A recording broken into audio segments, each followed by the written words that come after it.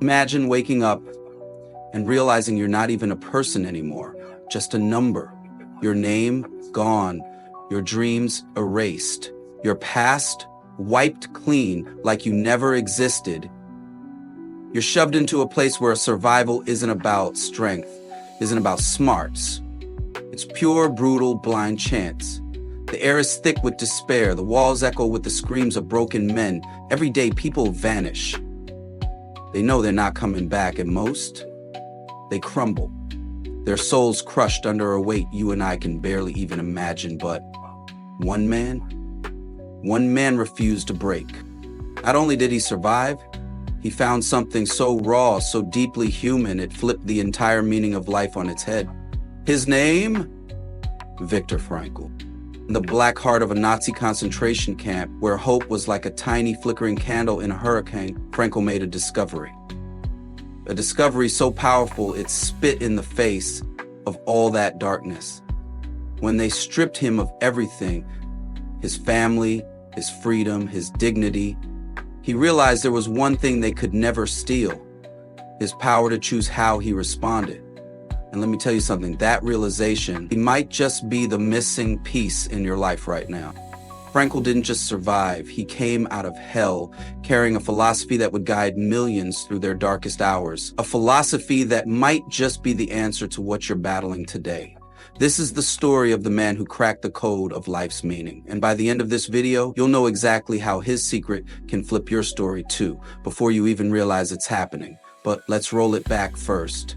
Before Viktor Frankl was Viktor Frankl, the man who changed the way we see suffering, he was just a curious, restless kid growing up in Vienna, Vienna back then. It was electric. Freud was blowing up psychology, philosophy, art, debates about life and death. It all crackled in the cafes and back streets. And right there in the middle of it all, a young boy named Viktor Frankl, quietly obsessed with the big questions. While most kids were outside playing tag, Frankl was stuck in his head, asking, why do people break? Why do some keep fighting while others collapse? And what the hell makes life worth living anyway? It wasn't just teenage moodiness. It was life and death for him. Europe was still bleeding from World War I. Cities wrecked, economies in the gutter, a whole generation lost, hopeless. Suicide rates in Vienna were shooting through the roof. And Frankl, he watched it happen. In his friends, his neighbors, the streets he walked every day. He couldn't look away. He wouldn't. While his classmates worried about their grades or who liked who, Frank was locked on one brutal question: what keeps a person from giving up completely? Fueled by that obsession, he chased medicine, focused on neurology and psychiatry. But from the start, he wasn't like the others. They treated people like broken machines.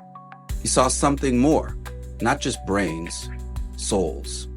By his early 20s, Frankl was already helping students who were about to end it all. But he didn't sit them down and go, tell me about your childhood. Nah, he asked them, is there even one tiny thing left that makes life worth it for you? For some, it was a dream to write a book.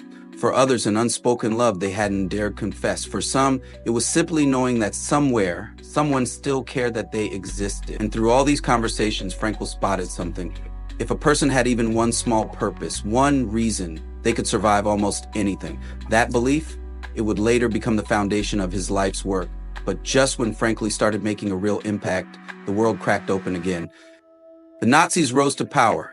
Hate spread like wildfire. And for Jewish intellectuals like Frankl, the walls closed in fast. By 1938, when Germany swallowed Austria, Frankl had a choice: take a golden ticket to America and save himself, or stay in Vienna with his family, his people, his patients.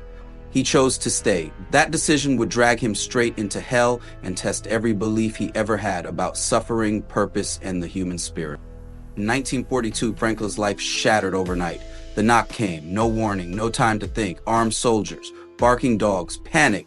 He, his wife, his parents, his brother, shoved onto a cattle car, destination, the Nazi camps. Weeks packed like animals, no food, no water, the stink of sweat, piss, death everywhere. And then, arrival. Doors ripped open, men screaming at them. Frankl's old life, over. No more Dr. Frankl. No more respected psychiatrist, just a number. In months, His father died of starvation, his mother and brother gassed, his wife taken away, never seen again. Everywhere around him, death, madness, despair, people dropping dead from exhaustion, sickness, hopelessness. Some threw themselves into electric fences, better a quick death than this.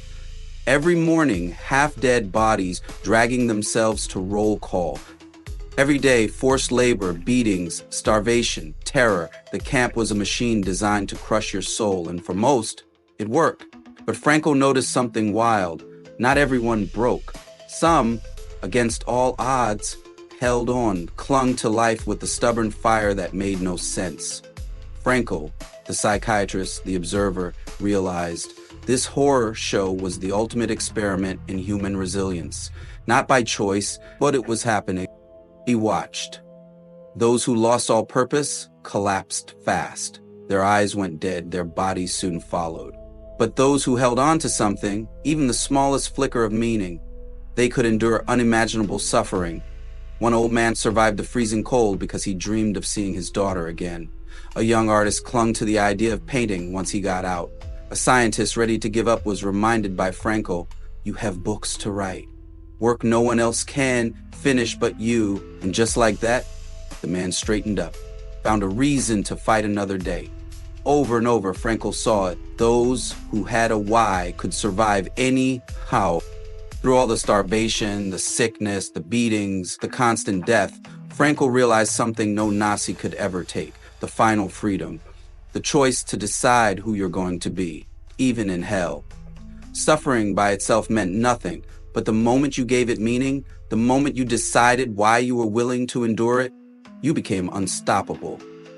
And in the darkest chapter of his life, that belief, that vision of someday standing in a lecture hall, teaching what he learned, writing books that could save others, that's what kept him alive. You know what I mean?